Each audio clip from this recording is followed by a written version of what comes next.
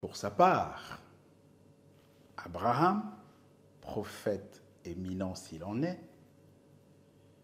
a donc été choisi par Dieu, qui a passé une alliance, celle dont le véritable Christ est le point culminant, l'aboutissement ultime, conformément à plusieurs textes des Écritures, notamment Galates chapitre 3, verset 29.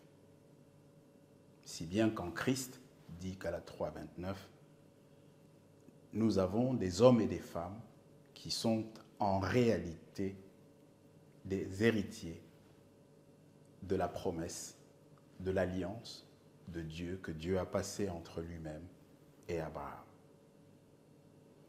Cette alliance, cette promesse qui la régit également, nous la trouvons dans Genèse chapitre 17, des versets 4 au verset 7.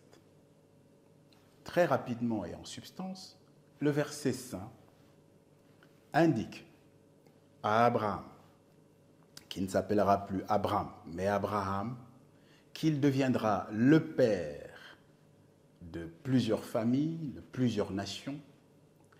Le verset 6 indique « Je te rendrai fécond à l'infini et des rois sortiront de tes reins. » Je rappelle que David, l'un de ces rois, est bien sorti des reins d'Abraham. David, duquel est issu le véritable Christ. Nous le déroulons, nous l'articulons plus avant. Et le verset 7 de Genèse 17, pour sa part, stipule « Mon alliance que j'établis entre toi et moi, Abraham, est une alliance en vertu de laquelle je serai ton Dieu et après toi, le Dieu de tes descendants. » Le Dieu de tes descendants. Ce sera une alliance perpétuelle. Je vous invite à marquer toute l'attention requise sur le fait qu'on parle de père, de fécondité à l'infini, de rois qui vont être issus des reins, qu'on parle de descendance après Abraham. Il y a donc de bout en bout, du début à la fin de la promesse régissant l'alliance perpétuelle, dont nous sommes héritiers dans le véritable Christ, en le véritable Christ, il y a systématiquement incrusté, scellé, enchâssé, distinctement,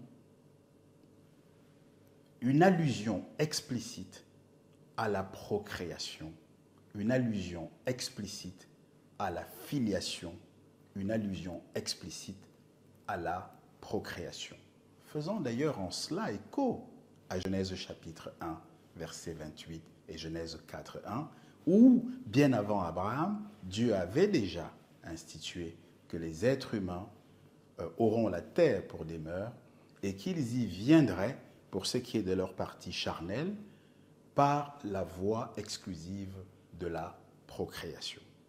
Sachant que l'esprit, que ce soit l'esprit des humains que nous sommes ou tout autre esprit dans l'univers, a pour père exclusif, au singulier, père avec P majuscule, puisqu'il n'y en a qu'un seul, Dieu lui-même.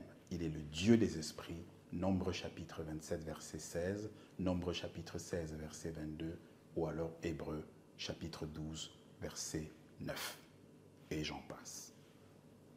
Dieu n'est donc pas seulement le Dieu des esprits des prophètes, comme dit Apocalypse 22, 6, et comme aiment à le répéter les prophètes contemporains. Il n'y a pas d'exclusivité de cette catégorie de ministres chrétiens. En réalité, tous les êtres humains, à partir d'un certain âge, bénéficient d'un esprit, et tous les esprits qui habitent des corps célestes, tous autant que nous sommes, dans les cieux et sur la terre, nous sommes des esprits qui avons tous pour père le Père des esprits, c'est-à-dire Dieu. Voilà donc pour ce qui est de la promesse à Abraham, et vous avez bien noté l'insistance, l'emphase qui est mise sur la procréation dans Genèse 17, versets 4 à 7. Nous pouvons également, puisqu'on parlait de descendants, la promesse ayant été faite aussi bien à Abraham qu'à ses descendants, et dans toutes les générations jusqu'à nos jours, Christ étant le ricochet pour nous autres qui sommes les gentils des nations. Genèse chapitre 35 et versets 10 à 12, on observe à peu près la même structure de texte, puisqu'il s'agit de toute façon d'un héritage, l'héritage d'Abraham qui passe notamment à Jacob et qui passe à Isaïe, à Judas. En fait, de génération à génération, c'est toujours la même promesse reçue par Abraham que Dieu n'a eu de cesse de perpétuer. Et donc, on ne va pas les multiplier, on va s'en tenir à montrer l'application de la promesse d'Adam sur quelqu'un d'autre qu'Adam, en l'occurrence Jacob.